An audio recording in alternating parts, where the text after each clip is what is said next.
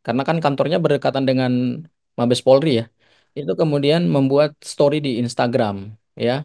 Dia menumpahkan mungkin kritikannya, kekecewaannya. Itu tanggal 31 itu ada seseorang membuka laporan polisi di Bareskrim Polri dan sampai hari ini kami belum mendapatkan informasi siapakah gerangan orang tersebut gitu ya. Apakah itu buzzer, apakah itu temannya Mbak Laras, apakah itu lawannya Mbak Laras. Pada tanggal 1 September itu sekira mungkin sekitar jam 6 malam ya, sore jelang malam itu pada saat Mbak Laras sedang meeting online dengan Sekjen ya, Sekretaris Jenderal AIPA ya, yang saat itu berada di Brunei Darussalam, melakukan meeting online dari rumah, tiba-tiba datanglah beberapa penyidik membawa surat perintah penangkapan. Jadi Mbak Lara sendiri sama sekali tidak tahu menahu ada akun-akun yang kami katakan akun-akun palsu, karena setelah kami periksa akunnya juga berubah-berubah identitasnya, followernya juga cuma satu dua orang gitu ya. Kami nggak tahu ini mereka terafiliasi dengan siapa gitu ya. Tiba-tiba mereka udah menyerang Mbak Laras gitu ya. Kami tentu memberikan catatan terhadap penetapan tersangka Mbak Laras yang sangat tidak sesuai dengan prosedur KUHAP, di mana eh, biasanya berdasarkan KUHAP ya, ada LP maka harus ada dulu tahap penyelidikan gitu.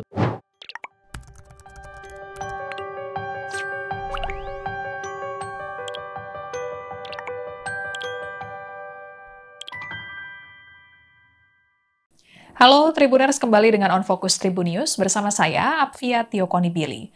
Tribuners, seorang pegawai lembaga internasional bernama Laras Faizati Hairunisa ditetapkan sebagai tersangka oleh Direktorat Tindak Pidana Siber Bareskrim Polri terkait dugaan penghasutan pembakaran Mabes Polri melalui media sosial. Tidak hanya Laras, ada 6 orang lainnya yang turut ditetapkan sebagai tersangka atas kasus dugaan penghasutan aksi anarkis terkait dengan gelombang demonstrasi pada akhir Agustus 2025 lalu.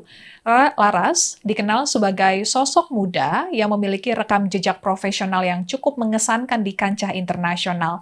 Dalam jejak digitalnya, Laras bekerja di ASEAN Interparliamentary Assembly, Sekretariat sebagai Communication Officer sejak September 2024. Pihak Laras terbaru akan mengajukan penangguhan penahanan ke tim penyidik di Tipit Siber Bareskrim Polri. Untuk lebih lengkapnya, Tribuners, kita akan berbincang dengan kuasa hukum Laras, ada Mas Abdul Ghafur Sangaji yang sore ini sudah tersambung dengan kita melalui Zoom. Halo, selamat sore Mas Abdul Ghafur. Selamat sore Mbak Afia. Ya, Selamat sore. baik. Mas Abdul Ghafur, mungkin bisa diberikan update kepada Tribuners nih bagaimana langkah hukum terbaru yang ditempuh oleh pihak dari Laras, Mas. Ya, jadi perlu kami update ya kepada teman-teman bahwa pada hari ini kami selaku tim kuasa hukum didukung dengan pihak keluarga, eh, secara resmi tadi kami mengajukan surat penangguhan penahanan berdasarkan norma pasal 31 KUHAP ya, bahwa tersangka itu mempunyai hak untuk mengajukan penangguhan penahanan kepada penyidik.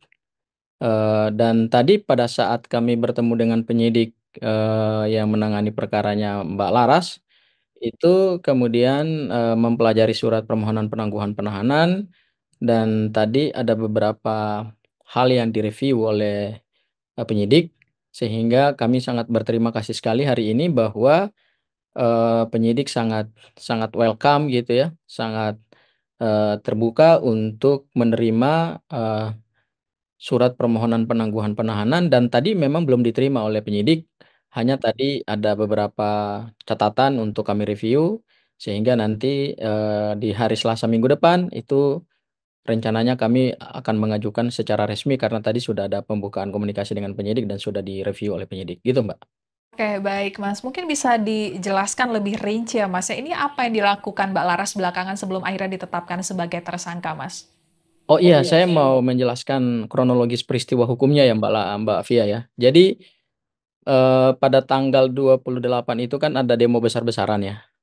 Kemudian kita dihebohkan oleh berita meninggalnya seorang apa pengemudi ojol ya, almarhum Mas Afan Kurniawan.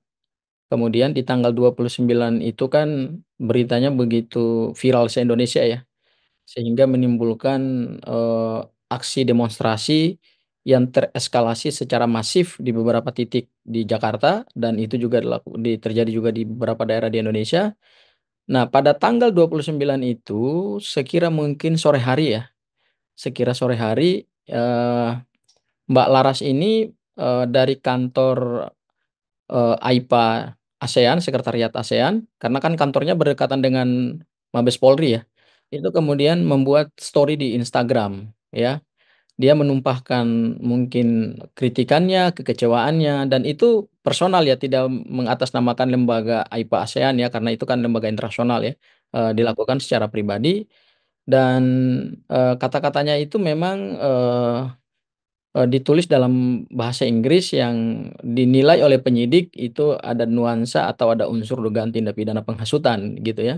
Terutama ada poin terkait dengan, pernyataan Mbak Laras, untuk, apa namanya, ada semacam ya, eee, sebetulnya pada saat beliau dimintai keterangan itu beliau tidak secara secara gamblang mengatakan bahwa, "Oh, ini hasutan untuk membakar gedung, Mabes Polri," gitu ya. Tapi, kata-kata itu ditujukan karena bentuk kritikan dan keresahan beliau sebagai seorang warga negara melihat aksi massa begitu tereskalasi kemudian pasca meninggalnya, Mas Mas Afan Kurniawan itu yang ojol, itu sebetulnya tujuannya adalah untuk, menyerang, kehormatan dan integritas dari lembaga, kepolisian gitu, yang saat itu dianggap oleh Mbak Laras dan oleh juga mungkin saya kira seluruh warga negara Indonesia bahwa sangat tidak profesional dalam menangani aksi massa yang tereskalasi itu. Nah, itu dilakukan di tanggal 29 bersamaan dengan aksi demonstrasi yang meluas di seluruh tanah air. Nah, kemudian pada tanggal 31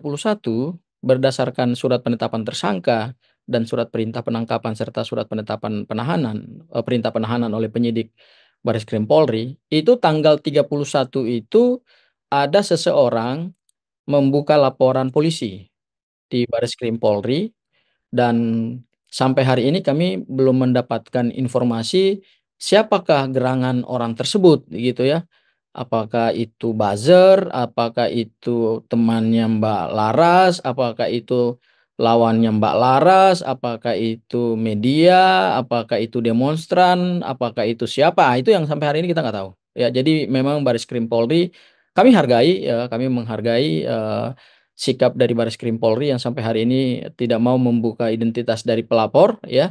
Dan kemudian pada tanggal 1 September karena itu dilaporkan tanggal 31 Agustus 2025, lalu pada tanggal 1 September itu sekira mungkin sekitar jam 6 malam ya, sore jelang malam itu, pada saat Mbak Laras sedang meeting online dengan Sekjen ya, Sekretaris Jenderal AIPA ya, yang saat itu berada di Brunei Darussalam, melakukan meeting online, dari rumah tiba-tiba datanglah, beberapa penyidik membawa surat perintah penangkapan. Jadi, Mbak Laras sendiri sama sekali tidak tahu menahu kok tiba-tiba sudah ada surat perintah penangkapan gitu, atas perkara apa.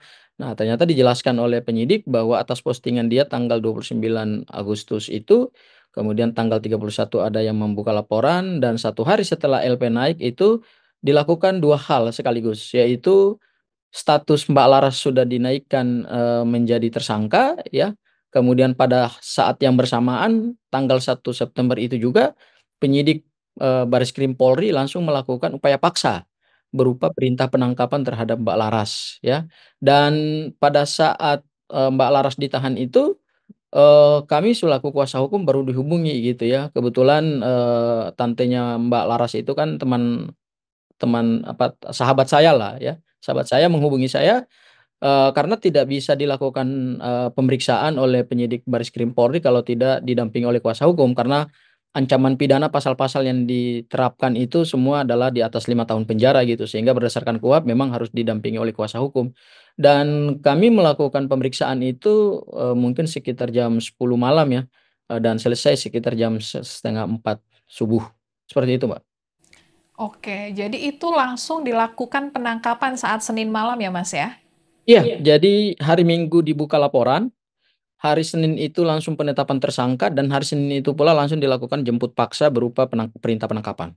Dan Baik, saya ya. perlu memberikan sedikit catatan ya, ini, perkara ini bukan perkara, eee, apa namanya, tangkap tangan ya, tetapi ini berdasarkan LP dan kami tentu, memberikan catatan terhadap penetapan tersangka Mbak Laras yang sangat tidak sesuai dengan prosedur KUHP, di mana, eee, biasanya berdasarkan KUHP ya, ada LP maka harus ada dulu, tahap penyelidikan gitu. Tapi di tanggal satu hari setelah LP itu langsung keluar sprindik. Sprindik itu artinya surat perintah penyidikan gitu, tanpa melalui proses penyelidikan.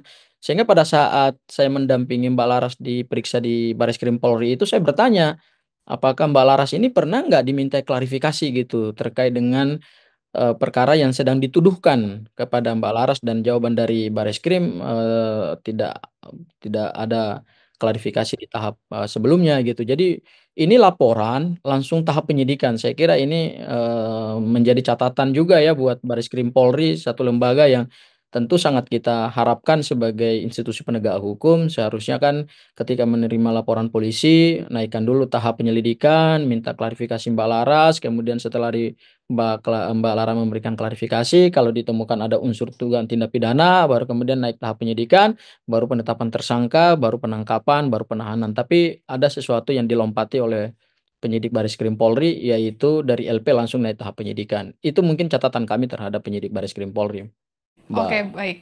Mas, kemudian ini kalau misalnya kita melihat Instagram Mbak Lara saat ini kan dikunci gitu ya, Mas, ya. Cuman waktu saat dia mengupdate protes, akhir Agustus kemarin seperti apa, Mas? Oh iya, jadi dia mengunggah itu di di belakang ini ya, sorry, di dalam, gedung ini ya, di dalam gedung, eee gedung ASEAN ya, dan dia menuju ke gedung Bareskrim Polri gitu ya. Dan setelah dia mengunggah itu, sore harinya dia langsung pulang ke rumah gitu.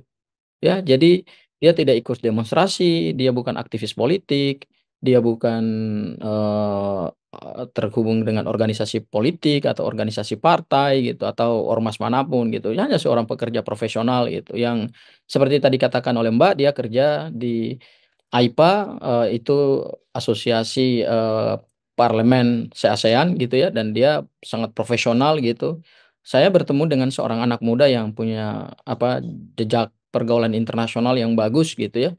S1, S2 dalam usia muda sudah beliau dapatkan dari London School gitu ya. Dan, beliau punya pengalaman padahal seharusnya ya, ini kan, kami pada saat diperiksa itu mungkin, hari ini atau besok atau lusa gitu ya, Mbak Laras itu harus berangkat ke Malaysia gitu untuk mempersiapkan beberapa kegiatan AIPA yang melibatkan parlemen, se-ASEAN gitu, Mbak. Cuman karena sudah di dilakukan, proses penegakan hukum terhadap Mbak Laras, maka kemudian, kontrak kerja Mbak Laras di AIPA tidak lagi dilanjutkan, kayak gitu, Mbak. Oke, berarti ini kontrak kerjanya nggak dilanjutin lagi ya, Mas, ya, setelah penetapan tersangka tersebut?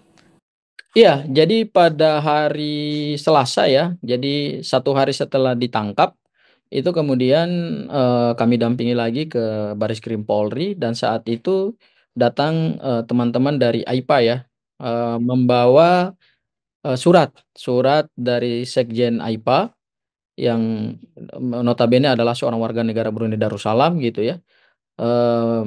Yang di dalam surat itu mereka secara apa ya, secara kewenangan mereka ya, secara hak prerogatif mereka, secara itulah ya, secara kelembagaan mereka tidak lagi melanjutkan kontraknya Mbak Laras. Karena memang kontraknya itu sudah berakhir juga tanggal 31 gitu ya, heeh, jadi mereka tidak lanjutkan lagi, kontraknya gitu. Dan kami berterima kasih juga kepada teman-teman AIPA yang diwakili oleh salah satu deputinya ya, Mbak Putri ya. Jadi setelah sekjen itu kan ada deputi. Nah, deputinya itu Mbak Putri datang dengan beberapa teman dari AIPA, kemudian saya bertemu dengan mereka, menerima surat juga dari mereka, dan tentu kami mengapresiasi karena mereka juga memberikan support, mereka memberikan dukungan juga kepada Mbak Laras supaya, Mbak Laras bisa fokus ke dalam proses, hukum ini dan kami berterima kasih juga kepada mereka gitu, Mbak. Jadi kami perlu tegaskan bahwa apa yang melibatkan, Mbak Laras ini ya, salah satu tuduhan hukum terhadap Mbak Laras ini sama sekali tidak ada kaitannya dengan lembaga AIPA ASEAN, tapi eh, saat beliau ditangkap dan ditahan itu beliau masih pegawai atau beliau masih bekerja di lembaga AIPA ASEAN seperti itu, Mbak. Oke, mungkin Mas Abdul Ghafur juga tahu eh, latar belakang dari Mbak Laras. Apakah sebelum kejadian gelombang demonstrasi kemarin, akhir Agustus kemarin, Mbak Laras juga kerap mengkritik pemerintah atau seperti apa, Mas? Ataukah emang video yang dia buat di Instastory-nya itu kemarin sempat viral atau seperti apa, Mas? Oh iya, gini Mbak. Jadi eh, Mbak Laras ini sebelumnya tidak pernah memposting hal-hal yang berbau politik ya. Nggak pernah. Jadi tadi yang saya sampaikan, seharusnya setelah LP naik kan harus dipanggil dulu gitu untuk diminta klarifikasi. Dan pada saat beliau diperiksa sebagai tersangka di Baris Krim Polri itu, disitulah baru kami bisa memahami apa yang menjadi latar belakang Mbak Laras menyampaikan kritikan atau apa ya, keresahan yang begitu keras gitu loh ya. Dalam quote and quote itu keras gitu ya.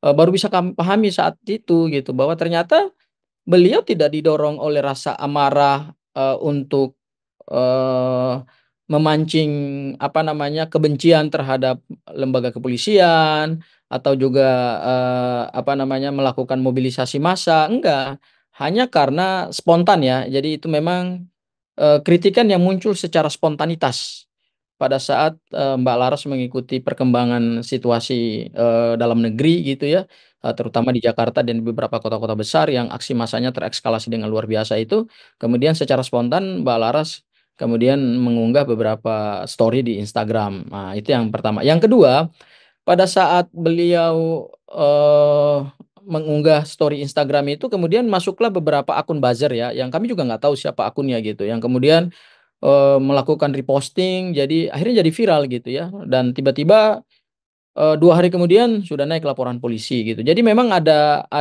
sebelum buka LP itu oleh seseorang yang sama hari ini kami nggak tahu siapa orangnya, itu sudah ada akun-akun yang kami katakan akun-akun palsu, karena setelah kami periksa akunnya juga berubah-berubah identitasnya, followernya juga cuma 1 2 orang gitu ya. Kami nggak tahu ini mereka terafiliasi dengan siapa gitu ya. Tiba-tiba mereka udah menyerang Mbak Laras gitu ya, dan menyerangnya ada yang menggunakan bahasa Inggris, ada juga menggunakan bahasa Indonesia gitu ya. Bahkan kata-katanya juga ada yang kasar gitu ya. Tapi di tanggal 31 September itu 2 hari setelah komunikasi itu udah naik laporan kepolisian gitu Mbak. Baik, baik, Mas. Kemudian ini sangkaannya apa saja ya, Mas? Karena tadi Mas bilang ini pasal yang dikenakan hukumannya 5 tahun ke atas. Oh iya, jadi ada beberapa pasal yang dipakai dalam penetapan tersangka ini ya Mbak. Yaitu yang pertama pasal 28 ayat 2 Undang-Undang ITE, ini terkait dengan penghasutan berdasarkan sara ya. Kemudian yang kedua ada pasal 32 Undang-Undang ITE berkaitan dengan mentransmisikan satu dokumen elektronik ya. Kemudian pasal yang ketiga itu pasal 160 KUHP terkait dengan penghasutan dan pasal 161 KUHP. Nah, dari 4 pasal yang digunakan sebagai dasar penetapan tersangka ini itu rata-rata ancaman pidananya di atas 5 tahun penjara gitu ya. Sehingga memang secara subjektif dan secara hukum penyidik punya kewenangan untuk menahan Mbak Laras berdasarkan ketentuan pasal 21 KUHP. Di pasal 21 KUHP itu kan dasar penahanan itu kan satu berdasarkan hukum ancaman pidananya harus di atas 5 tahun penjara, kemudian berdasarkan pertimbangan subjektif penyidik yaitu tersangka dikhawatirkan atau ditakutkan akan melarikan diri, menghilangkan barang bukti dan mengulangi tindak pidana, dan itu eh, pertimbangan penyidik berdasarkan ketentuan atau norma pasal 21 itu mereka pakai sehingga Mbak Laras sudah ditahan per tanggal 2 September 2025 untuk 20 hari ke depan, berarti sampai tanggal 21 September. Nanti kemudian kalau berkasnya belum lengkap, mungkin nanti akan dilakukan perpanjangan penahanan kepada jaksa penuntut umum. Seperti itu untuk beberapa hari lagi gitu, Mbak. Baik, Mas. Gitu, Mungkin Mbak. kami bisa tahu bagaimana kondisi Mbak Lara saat ini dan tanggapan pribadinya ya, Mas ya, setelah begitu cepat dari laporan kemudian pemanggilan langsung ditetapkan sebagai tersangka dan dilakukan penahanan saat ini, Mas. Oh iya, memang perkaranya begitu cepat ya. Laporan kepolisian tanggal 31 seperti saya sampaikan tadi, tanggal 1 itu langsung penetapan tersangka. Jadi penetapan tersangka dulu, penetapan tersangka, dan tanggal 1 itu juga langsung dilakukan upaya paksa berupa penangkapan. Dan pada tanggal 2 itu kemudian secara resmi sudah ditahan. Jadi memang perkaranya sangat cepat gitu ya. Nah, pada saat saya tanya ke penyidik, "Sebenarnya apa sih yang membuat perkara ini kok begitu cepat?" Gitu loh ya. Penyidik menjawab ke saya, "Ini karena suatu keadaan genting," gitu. Saya selaku, advokat yang berdasarkan undang-undang advokat, advokat itu juga adalah penegak hukum, saya merasa lah ini penegakan hukum yang tentu, tidak sesuai dengan prinsip-prinsip, due process of law di dalam yang diatur di dalam KUHP gitu ya. Harusnya kan LP naik tahap penyelidikan, kemudian ada klarifikasi, kemudian kalau ditemukan ada dugaan tindak pidana naik ke tahap penyidikan, kemudian setelah itu baru kemudian ditetapkan tersangka. Itu prosedurnya seperti itu. Nah, saya mau menjawab soal kondisinya Mbak Laras. Memang, Mbak Laras ini kan anak muda ya, siapapun orangnya pasti, mengalami keguncangan ya, menghadapi suatu perkara hukum, apalagi dijemput malam hari, sekitar jam 6 tanpa pernah diminta klarifikasi terlebih dahulu, tapi tiba-tiba statusnya udah tersangka dan dilakukan penangkapan di rumahnya, kemudian warga-warga sekitar juga tahu, tetangga juga pada tahu, saya kira itu pukulan lah ya. Secara emosional dan secara psikologis siapapun orangnya, mau Mbak Laras atau mau siapapun juga, itu pasti menghadapi situasi kegalauan seperti itu. Nah, memang pada saat beliau, diperiksa oleh penyidik itu, nampak ada pressure ya, tapi setelah kami dampingi, kemudian kami memberikan, apa namanya, penjelasan kepada Mbak Laras terkait dengan status hukum, kemudian juga proses hukum ke depan. Nah, beliau udah agak mulai tenang dan alhamdulillah beliau mengikuti semua proses pemeriksaan dari jam 10 malam sampai jam 3:30 subuh itu sangat sangat baik gitu ya,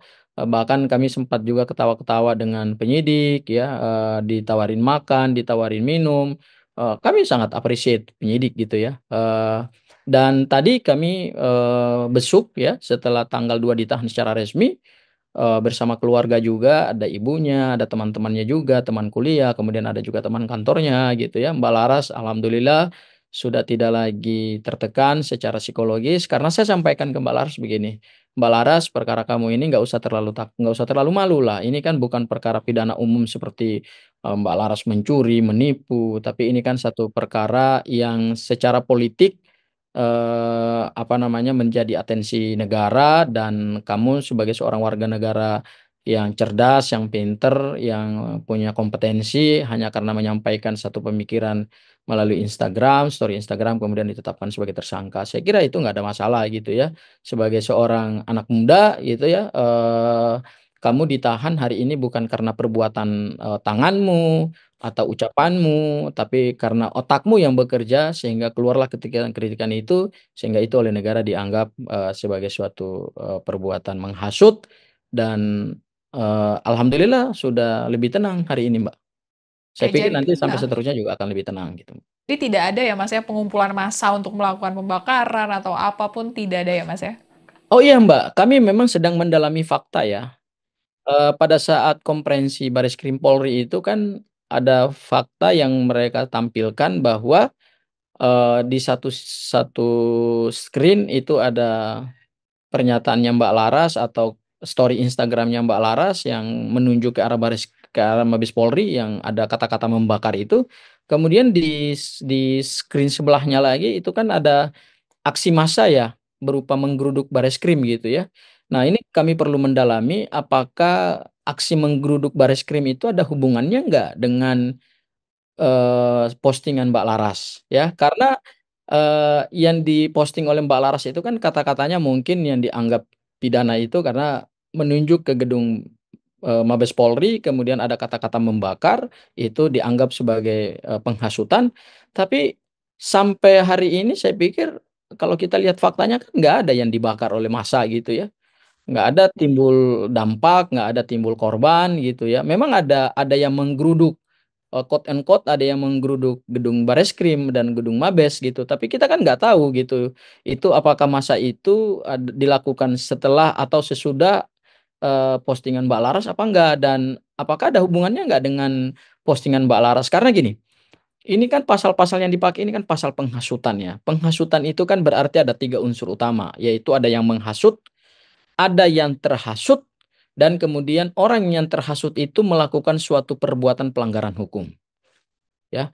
Dan berdasarkan, apa namanya, uji material, di Mahkamah Konstitusi, pasal-pasal penghasutan terutama terhadap pasal 160 KUHP, itu kan sudah dikualifikasir sebagai delik material, ya. Jadi bukan lagi delik formil, tapi delik material. Artinya harus terpenuhi unsurnya secara sempurna, yaitu ada yang menghasut, ada yang terhasut, kemudian orang yang terhasut ini harus melakukan satu perbuatan melawan hukum sebagaimana perintah dari seorang penghasut gitu. Nah, kami pikir berdasarkan fakta-fakta hukum yang ada kan nggak ada yang melakukan pembakaran terhadap Bareskrim gitu ya. Nggak ada yang melakukan, pengrusakan, vandalisme terhadap gedung Mabes Polri gitu. Saya kira ini yang tentu nanti akan menjadi, pembelaan juga kalau ketika nanti perkara ini, naik ke tahap peradilan. Meskipun sampai hari ini kami sih berharap bisa ditempuh restoratif justice sehingga perkara ini tidak perlu lagi sampai ke pengadilan, karena kami sangat mengharapkan bahwa Indonesia itu akan, memasuki, apa namanya, gerbong emas ya, yaitu Indonesia Emas di tahun 2045. Anak-anak muda itu kan adalah salah satu pilar utamanya gitu ya, dan kami meminta dan memohon kepada Bapak Presiden Prabowo, kemudian kepada Pak Kapolri, Bapak, apa namanya, Listio Sigit Prabowo ya, kita boleh menegakkan hukum gitu, tapi kita harus lihat konteksnya juga gitu ya. Kalau ini adalah suara kritik dari anak-anak muda yang cerdas ya kan, sebaiknya itu kan dijadikan sebagai bahan evaluasi, bahan masukan, sehingga ada perbaikan dan ada reformasi kebijakan yang dilakukan oleh pemerintah, oleh aparat penegak hukum, kemudian oleh DPR, bukan malah dilakukan kriminalisasi gitu ya. Karena seharusnya mereka diberikan ruang untuk berekspresi, menyampaikan pikiran dan pendapatnya, dan itu harus dijadikan sebagai bahan masukan kepada pemerintah gitu, bukan malah dikriminalisasi gitu. Saya kira nanti kita tidak akan menyongsong Indonesia emas di 2045, tapi kita akan memasuki Indonesia cemas di 2045 karena generasi mudanya rata-rata semuanya takut gitu untuk bersuara dan menyampaikan pendapat. Oke, jangan sampai ya Mas ya takut menyatakan pendapat nih gara-gara kejadian dari, Mbak Laras ya Mas. Tapi merasa dikambing Kayak gitu. hitamkan nggak Mas di kasus ini Mas?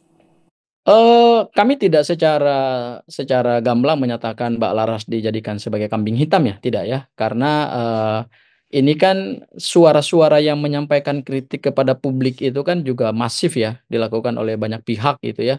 Dan kita tahu hari ini di Polda Metro Jaya kan ada sekitar ada 38 tersangka mungkin ya. Saya itu udah update terakhir, mungkin kalau ada lebih, saya nggak terlalu mengikuti, cuman yang informasi awal yang saya tahu itu ada 38 tersangka di Polda Metro Jaya, kemudian di Bareskrim kemarin kan ada 7 tersangka ya, dan salah satunya Mbak Laras ya. Supaya jangan ada kesan Mbak Laras dan terutama saya concern ke Mbak Laras ya, jangan ada kesan Mbak Laras menjadi kambing hitam, maka menurut saya ya, pemerintah dalam hal ini diwakili oleh, Bareskrim Polri ya harus menegakkan hukum secara secara adil gitu ya, dengan melihat kepada ketentuan-ketentuan hukum baik dari sisi hukum pidana material berupa pasal-pasal yang diterapkan itu harus terpenuhi unsur-unsur pidananya gitu ya. Kalau penghasutan kan berarti pidana penghasutan itu harus sempurna berupa kata-kata yang disampaikan oleh seorang yang menghasut kepada yang terhasut, kemudian terhasut melakukan tindak pidana itu kan harus sempurna gitu ya. Bakar berarti kan gedung Mabes Polri harus terbakar gitu ya.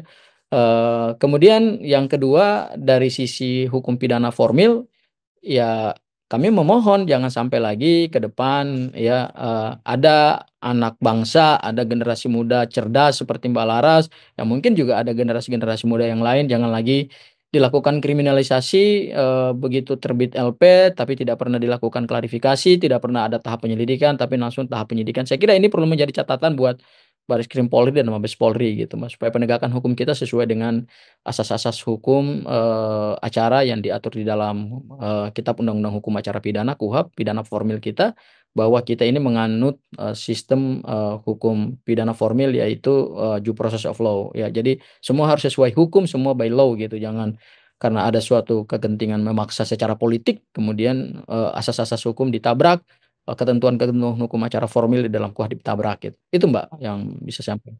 Terima kasih Mas Abdul Ghafur, perbincangan kita sore ini ya Mas ya terkait dengan, Mbak Laras yang ditangkap ditetapkan sebagai tersangka, diduga memprovokasi massa aksi untuk membakar gedung Mabes Polri. Kalau begitu terima kasih Amin pembicaraan ya. kali ini ya Makasih ya Mas ya Mbak Abdul Afia Ghafur ya. ya. Iya. Makasih Mbak Afia, makasih atas waktunya. Alhamdulillah saya bisa mewakili Mbak Laras untuk menyampaikan, hal-hal terkait dengan proses hukum ini. Baik, ya itu dia Tribuners perbincangan kita kali ini. Berita terupdate lainnya dapat Anda saksikan di kanal YouTube Tribun News. Saya Apvia Tiokoni pamit undur diri, sampai jumpa. Download Tribun X sekarang, menghadirkan lokal menjadi Indonesia.